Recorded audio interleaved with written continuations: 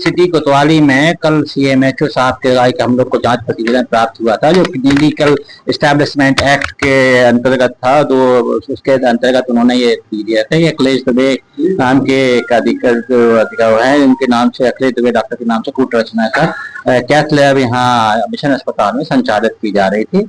उसमें cath lab संचालन के दौरान कुछ मरीजों की एंजियोप्लास्टी डॉक्टर के द्वारा की गई है अनजान कैंप के द्वारा। उसमें कुछ लोग मृत्यु हुई है।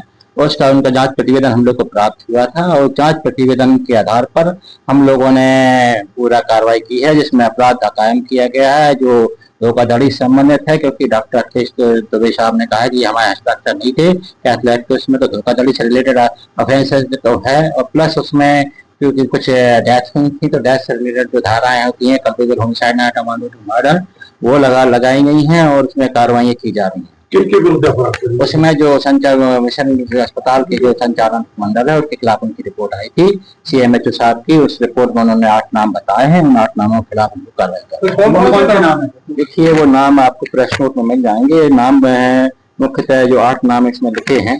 इन नामों में पहला नाम है असीम न्यूटन, फ्रैंक हैरिसन, इंदुलाल, जीवन मैसी। 5वां नाम इसमें रोशन प्रसाद, 6वां कादिर यूसुफ, 7वां अजयलाल और 8वां संजीव लैम्बर्ट और 9वां विजय लैम्बर्ट। 9 लोगों के। चौथा नाम जो इसमें है, चौथा नाम है जीवन मैसी।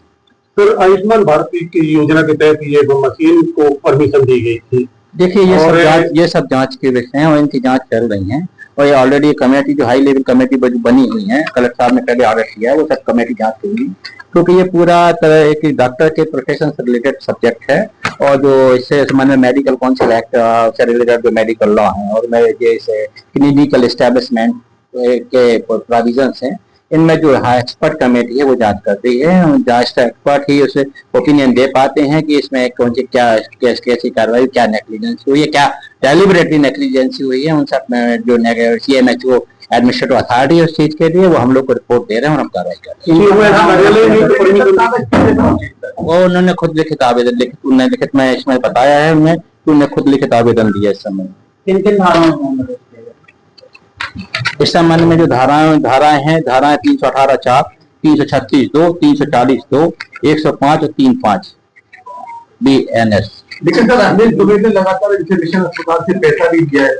देखिए ये सब्जेक्ट ऑफ इंक्वायरी है। हम लोग ने एफआईआर कर ली है और आप लोग के जो भी क्वेरीज हैं वो इन्वेस्टिगेशंस में हम लोग जो है हम लोग का फेयर इन्वेस्टिगेशन होगा और इन्वेस्टिगेशन के दौरान हम राइट टू हियर सभी को दिया जाए। राइट टू हियर जो रहता है वो प्रिवेल होता है हम लोग जो फेयर इन्वेस्टिगेशन करेंगे उसमें जो फैक्ट हैं और जो एक्सपर्ट से रिलेटेड इश्यू हैं, इसमें एक तो में बोलन्स टेस्ट होता है, एक जिसको कहते हैं एक्सपर्ट का काम एक्सपर्ट ही कर पाता है, तो वो एक एक्सेप्टेबल लॉ है मेडिकल में अपने इंडिया में, और वो एक्सेप्ट किया जाता है माननीय कोर्ट के द्वारा। तो वो उसके तहत एक्सपर्ट आदमी जो है एक्सपर्ट काम कर पाता है, उसके तहत कमेटियां जो काम कर रही हैं एक्सपर्ट कमेटियां, वो काम हमको रिपोर्ट देंगी और हम उसके तहत काम सर गिरफ्तारी के आरोप क्या है, मतलब अपने के आरोप क्या है? अखिलेश दुबे के आरोप ये है कि हमारा नाम से फर्जी दस्तखत करके इनने कैश लैब बना दिया है, वो उस पर सीएमएचओ ने जांच करी है और सीएमएचओ चूंकि एक्सपर्ट है उस चीज के, और अब जांच रिपोर्ट हमारे पास आ गई तो हम फर्दर उसमें कार्रवाई करेंगे। सीएम कार्यालय के द्वारा ही तो परमिशन दी गई थी सर इसमें। देखिए उनके द्वारा ये लिखा गया है कि हमको कोई सूचना नहीं। गिरफ्तारी कब तक हो जाएगी? देखिए इसमें जांच हो रही है, जांच के बाद इसमें पूरे फैक्ट्स की जांच होने के बाद फिर उसमें जो अग्रिम कार्रवाई की जाएगी। सर जांच हो रही है, एफआईआर कैसे होगी? जांच एफआईआर में जांच को इन्वेस्टिगेशन कह रहा हूँ मैं, आई थिंक इन्वेस्टिगेशन इंक्वायरी का मतलब ये है कि हम लोग इन्वेस्टिगेशन एफआईआर कर रहे हैं, जांच के बाद हम लोग एफआईआर हम लोग का इन्वेस्टिगेशन मैंने हो रहा है बीएनएसएस में हम लोग इन्वेस्टिगेशन करेंगे इस चीज का, और अब इन्वेस्टिगेशन चूंकि फेयर होता है और उसमें बहुत सी चीजें डिस्क्लोज नहीं की जाती, इन्वेस्टिगेशन के जो रूल्स हैं उसमें लगते हैं बीएनएसएस में, तो हम लोग उनमें इन सब फैक्टों का एनालिसिस करके कार्रवाई करेंगे। सीएम को कोई जानकारी कैसे नहीं होगी जब आयुष्मान कार्ड वहाँ पे उपयोग होगा?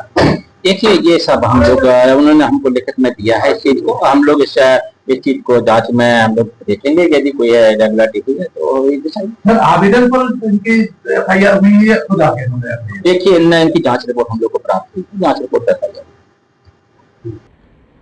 देखने लायक होगा इस मामले में और क्या क्या नए खुलासे होते हैं।